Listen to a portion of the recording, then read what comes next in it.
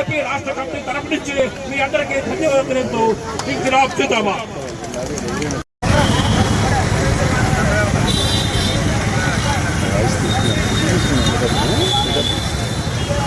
ఈరోజు ఈ ధర్నా చౌక్లో హాజరైనటువంటి వివిధ కార్మిక సంఘాల నాయకులు అలాగే కార్మిక సోదరీమణులందరికీ కూడా CITU తరపు నుంచి కృతజ్ఞతలు.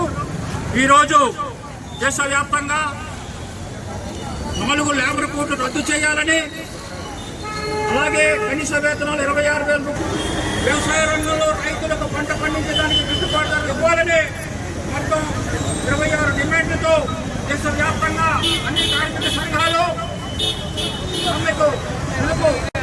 కానీ మనందరికీ తెలుసు, దేశంలో ఉన్నటువంటి ప్రత్యేక పరిస్థితి ఉగ్రవాదులు కట్టబెట్ట చూస్తుంది. అందులో భాగమే ట్రేడ్ యూనియన్లు 100 సంవత్సరాల నుంచి సాధించుకున్నటువంటి కార్మిక చట్టాలన్నీ రద్దు చేసి 4 కోట్లుగా తీసుకొచ్చింది.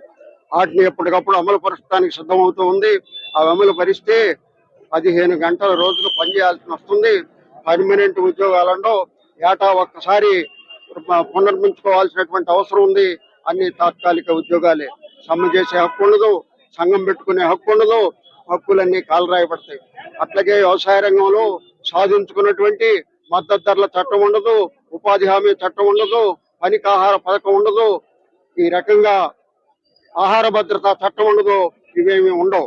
కార్పొరేట్ కంపెనీలకి వీటన్నిటిని ఒప్పజెప్పడానికి 4 ఏళ్ల నాడు 13 మాసాలు పోరాడి సాధించుకున్నటువంటి చట్టాలని తిరిగి మళ్ళా మరొక రూపంలో తీసుకొస్తుంది. కార్మిక వర్గానికి, రైతాంగానికి, మొత్తం దేశ ప్రజానికానికి ద్రోహం చేస్తూ ఉన్న మోడీ ప్రభుత్వం. అందుకే ఈ రోజున మళ్ళా వాటిని అమలుపరచడానికి సిద్ధమవుతున్నటువంటి ప్రభుత్వానికి వ్యతిరేకంగా కార్మిక వర్గం, కర్షక వర్గం భుజం కలిపి పోరాడాల్సిన అవసరం ఉంది. 4 సంవత్సరాల నాడు 13 సంవత్సరాలు జరిపిన పోరాటమే కాదు, అంతకంటే ఎనుమెక్కిలి పోరాటం జరపాల్సినటువంటి అవసరం నేడున్నది. అందుకే కార్మిక వర్గం పారిశ్రామిక వాడలన్నింట విస్తృతంగా ప్రయాణం చేయాలి. జూలై 9కి వాయిదా వేయటం అంటే పోరాటాన్ని వాయిదా వేయటం కాదు, కొంత సమయం తీసుకోవటం. మొత్తం కార్మిక వర్గాన్ని సమాయత్తం చేయాలా, వాడలా మీటింగ్ పెట్టి కదిలించాలా. అట్లాగే రైతాంగం కూడా గ్రామాన రైతుల్ని, కౌలు రైతుల్ని, వ్యవసాయ కార్మికుల్ని మొత్తాన్ని కదిలించి రైతు సంఘాలు, ట్రేడ్ యూనియన్లు భుజం కలిపి పోరాడితేనే ఈ ప్రమాదాన్ని నుంచి ఎదుర్కోగలుగుతాం, ఈ ప్రభుత్వాన్ని గద్దెదించగలుగుతాం. అందుకు సమాయత్తం అవ్వాలని ఈ రోజు ఈ ధర్నాలో పాల్గొన్నటువంటి కార్మిక వర్గానికి మరొకసారి ధన్యవాదాలు తెలియజేస్తూ సెలవు. వై కేశవరావు, ఉపాధ్యక్షుడు, ఆంధ్రప్రదేశ్ రైతు సంఘం. దేశవ్యాప్తంగా ఈ రోజు సార్వత్రిక సమ్మె జరగవలసినటువంటి అవసరం ఉంది. అది సకల జనుల సమ్మెగా, గ్రామీణ ప్రాంతాల ఆర్తాలుగా, అలాగే 100కి 89% ఉన్నటువంటి అసంఘటిత రంగ కార్మికులంతా కూడా ఒక తాటి మీదకి వచ్చి కేంద్ర రాష్ట్ర ప్రభుత్వాలు అనుసరిస్తున్నటువంటి రైతు కార్మిక వ్యతిరేక విధానాలకు వ్యతిరేకంగా పెద్ద ఎత్తున ఆందోళన చేయడానికి సిద్ధమవుతున్నటువంటి తరుణంలో దేశంలో ఉన్నటువంటి పరిస్థితుల్ని కార్మిక సంఘాలకు సమీక్షించి ఆ సమ్మెని జూలై 9వ తారీఖుకి వాయిదా వేయడం జరిగింది. జూలై 9వ తారీఖున జరిగేటువంటి సమ్మె కార్మిక వాడల్లో, వివిధ ప్రాంతాల్లో, అలాగే అసంఘటిత రంగ కార్మికులంతా కూడా పెద్ద ఎత్తున కదలడానికి సిద్ధమవుతూ ఉన్నారు. ఈ రోజు నరేంద్ర మోడీ ప్రభుత్వం కార్మిక చట్టాలని 4 లేబర్ కోడ్లుగా తీసుకొచ్చి కార్మికులు ఉత్పత్తి చేస్తున్నటువంటి శ్రమని, సంపదని కార్పొరేట్ కంపెనీలకు దారదత్తం చేయడానికి 4 లేబర్ కోడ్లు తీసుకొస్తా ఉన్నాయి. ఈ 4 లేబర్ కోడ్ని రద్దు చేయాలని చెప్పేసి ఇప్పటికే ప్రభుత్వాలు ఆందోళన చేస్తా ఉన్నాయి. జూలై 1, 2020వ తారీఖు నుంచి అమలు చేస్తామని చెప్పినటువంటి మోడీ ప్రభుత్వం ఈ రోజు కార్మిక వర్గం ఏదైతే పోరాటం చేస్తుందో ఆ పోరాట ఫలితంగా వెనకడు వేస్తా ఉంది.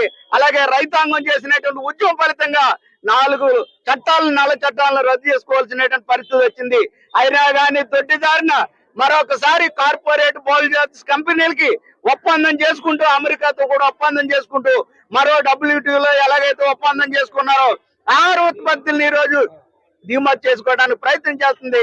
అందుకని ఈ సమ్మెలో కార్మిక వర్గం అంతా కూడా పెద్ద ఎత్తున ఆందోళన చేయాలని, రేపు జరగబోయేటువంటి సమ్మెని జయప్రదం చేయాలని చెప్పేసి విజ్ఞప్తి చేస్తున్నా.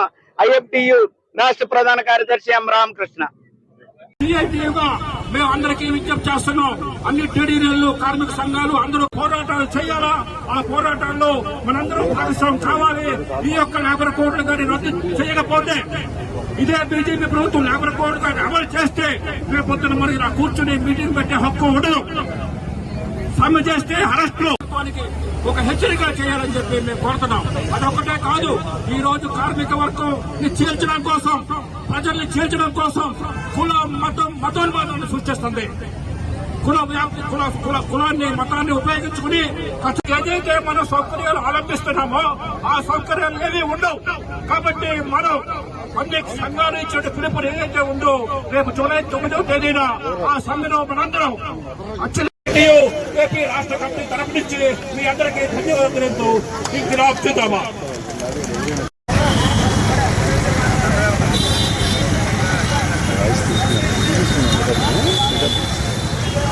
ఈరోజు ఈ ధర్నా చౌక్ లో హాజరైనటువంటి వివిధ కార్మిక సంఘాల నాయకులు